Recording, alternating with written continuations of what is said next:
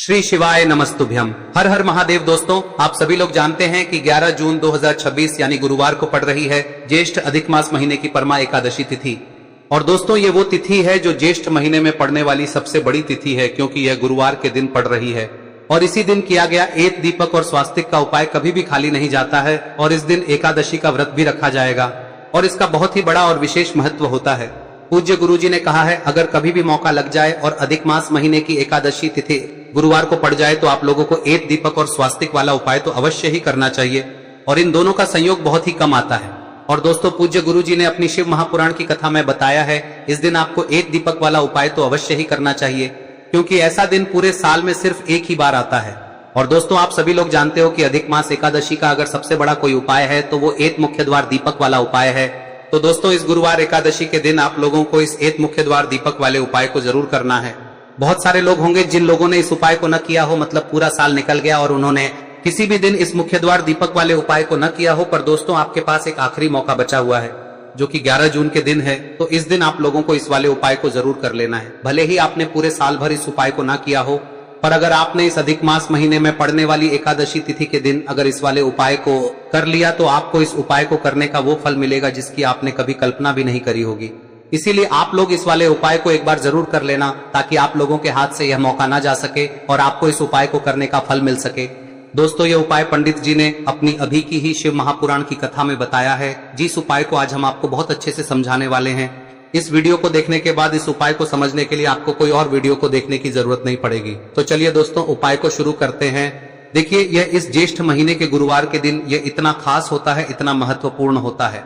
देखा गया है कभी कभी बड़े बड़े पूजा पाठ अनुष्ठान से जो मनोकामना पूर्ण नहीं होते, वो इस ज्येष्ठ महीने के परमा एकादशी के दिन एक छोटे से उपाय करने से ही आपकी मनोकामना पूर्ण हो जाती है। और बहुत सारे लोगों ने इस उपाय को किया भी है और उनको इस उपाय को करने का फल भी जरूर मिला है। अगर आप लोग भी इस उपाय को गुरुवार परमा एकादशी के दिन करना चाहते हैं तो आप इस उपाय को पहले अच्छे से समझ लेना, सुन लेना, उसके बाद करना। आपको इस उपाय का फल जरूर मिलेगा। और इस उपाय को कर लेने से आपके घर में चाहे किसी भी प्रकार की दुख और समस्या क्यों ना चल रही हो, आपको उसका कारण भी नहीं पता है कि भाई यह समस्या किस कारण से चल रही है, उसका कुछ भी कारण हो सकता है, जैसे पितृदोष हो सकता है या किसी भी तरह का मंगल दोष भी हो सकता है। तो इस दिन आप लोगों को यह वाला उपाय कर लेना है। यह एक ऐसा उपाय है जिस उपाय को अगर किसी विशेष दिन पर किया जाए तो भाई उस विशेष दिन का जो है वह तो हमें मिलता ही मिलता है, पर हमने उस दिन पर इस उपाय को किया है तो हमें उससे भी बड़ा फल मिलता है, और फल बहुत जल्दी मिलता है, क्योंकि आप इस उपाय को बहुत ही बड़े और विशेष दिन पर कर रहे हो।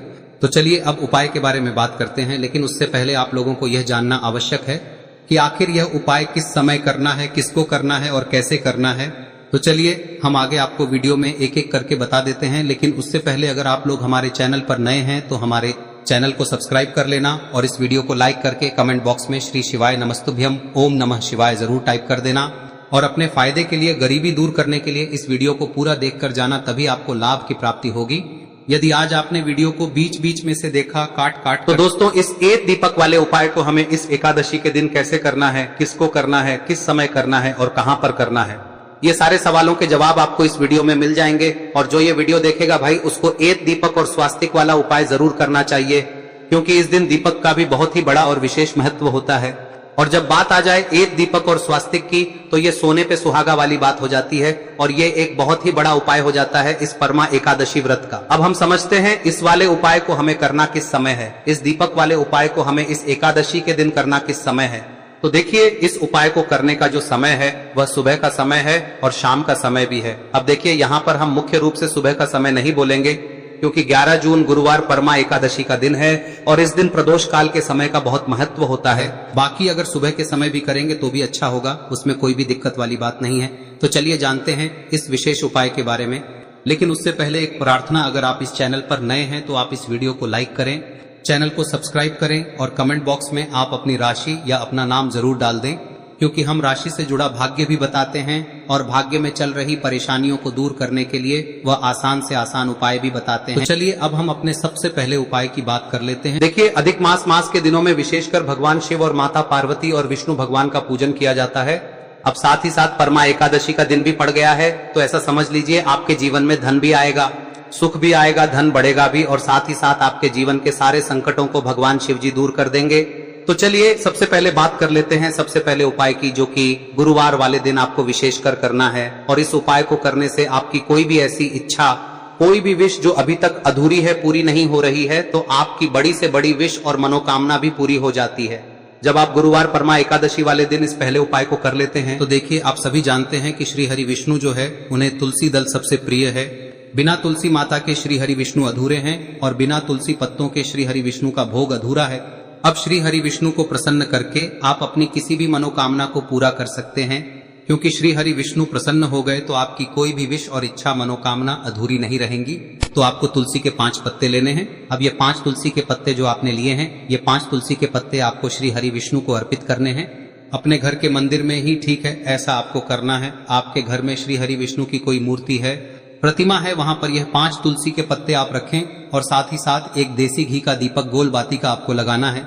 और ओम नमो भगवते वासुदेवाय नमः इस मंत्र का आपको 11 बार जप करना है। देखो मंत्र कौन सा है, ओम नमो भगवते वासुदेवाय नमः, और फिर श्री हरि विष्णु से अपनी विश, अपनी इच्छा, अपनी मनोकामना कह देना। और फिर देखना आपकी विश और इच्छा, जो भी आपकी मनोकामना है, जो भी अपने जीवन में आपको चाहिए। अगर निर्धनता बहुत है, आप अपने घर से गरीबी को दूर करना चाहते हैं, या फिर धन आपका बढ़ता नहीं है, आप चाहते हैं कि आपका धन बढ़े, या फिर आपके घर में फिजूल खर्ची बहुत होती है, पैसा आपके पास नहीं रुकता है, आप चाहते हैं कि पैसा आपके पास रुके, या फिर घर में कोई व्यक्ति ऐसा है जो बहुत बीमार रहता है, या फिर किसी का विवाह नहीं हो पा रहा है, तो जो भी आपकी इच्छा है, जो भी आपके विश है, बस एक बार श्री हरि विष्णु से कह दे। दिन है, साथ ही 7 साल का सबसे बड़ा दिन है। यह दिन इतना उत्तम है कि जो आप श्री हरि विष्णु से मांग लेंगे, जो उनसे कह देंगे, वह आपकी विश, आपकी मनोकामना को बहुत जल्दी पूरा कर देंगे। तो यह पहला उपाय है। चलिए बात करते हैं दूसरे उपाय की। देखो, यदि आपके जीवन में आर्थिक संकट बहुत अधिक हो रहे हैं, धन की समस्या लगातार जीवन में बनी हुई है, एक एक रुपयों को प्राप्त करने के लिए आपको बहुत अधिक मेहनत कर रहे हैं, तो आज रात्रि में सोने से पहले आपको हो यह चमत्कारी दीपक का उपाय अवश्य करना है। या फिर यदि आपका जो व्यापार है, बिजनेस है, दुकान है, वह अच्छे से नहीं चल पा रही है, तो आज रात्रि में इस विशेष दीपक का उपाय आपको अवश्य करना चाहिए। देखो दोस्तों, दीपक हमारे घर में सभी नकारात्मक शक्ति को बाहर करता है। यह उपाय आपको साल में केवल 1 बार करने का ही मौका मिलता है। देखिए, इस उपाय के लिए आपको तुलसी जी की जो सूखी लकड़ी होती है उसे ले लेना है। देखिए दोस्तों, यदि आपके पास पुरानी तुलसी जी की लकड़ी है तो उसे आप ले सकते हैं, और यदि आपके घर में तुलसी जी जो लकड़ी है वह सूखी हुई है तो उसकी लकड़ी आप तोड़ के इस्तेमाल कर सकते हैं। लेकिन आपको ध्यान रखना है कि सूर्यास्त से पहले पहले ही आपको ये जो तुलसी जी की लकड़ी है इसे अवश्य ही तोड़ लेना है। तो इस उपाय के लिए आपको सबसे पहले तो एक मिट्टी का दीपक लेना होगा, चाहे तो आटे का दीपक भी ले सके, क्योंकि आटे का दीपक सभी दीपक में सर्वोत्तम माना गया है। इस दीपक के अंदर आपको शुद्ध घी का प्रयोग करना होगा, और इससे दीपक के अंदर आपने जो तुलसी जी की लकड़ी ली है उसे भी रख देना है। लेकिन ये जो तुलसी जी की लकड़ी है, इसमें आपको चारों तरफ अच्छे से घी लगा लेना है। देखिए, गुरुजी ने बताया है कि जो तुलसी जी की लकड़ी है, यदि आप उपाय करते हैं और बहुत ही शीघ्रता से जल जाती है, तो इसके लिए आपको एक कार्य करना है। आपको थोड़ी सी रुई ले लेनी है, और उस रुई को आपने जो तुलसी जी की लकड़ी ली है उस पर अच्छे से चारों तरफ लपेट देनी है। तुलसी जी की लकड़ी के ऊपर रुई लपेटने के बाद इसे आपको पूरा घी के अंदर डुबो लेना है। अब इसे आपको बाती के रूप में प्रयोग करना है। अब दोस्तों, इस दीपक को आपको प्रज्वलित कहां करना है? तो इस दीपक को आपको या तो भगवान विष्णु के सामने प्रज्वलित करना होगा, या फिर आपको भगवान श्री राम के सामने प्रज्वलित करना होगा, या फिर भगवान कृष्ण के सामने, यानी कि भगवान विष्णु के जो भी अवतार हैं उनके सामने आप ये दीपक प्रज्वलित कर सकते हैं। या फिर आप इस दीपक को माता तुलसी जी के सामने भी प्रज्वलित कर सकते हैं।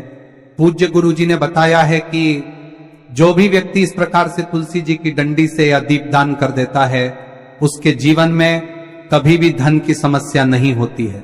इसीलिए आपको ये पूरे साल में केवल 1 बार ही मौका मिलता है। इस उपाय को करके देखना, आपकी सभी इच्छाएं जरूर पूर्ण होंगी। ये जो उपाय है रात्रि में सोने से पहले करना है। अब बताते हैं तुलसी के गमले में आपको वह कौन सी चीज डालनी है जिस उपाय को करने से आप अपने जीवन में महाधनी बन जाएंगे। इतना धन आपको मिलेगा कि कभी भी आपके धन में कमी नहीं आएगी, कभी भी आपका धन बर्बाद नहीं होगा। आपके पैसे की बर्बादी बिल्कुल आपके जीवन से रुक जाएगी।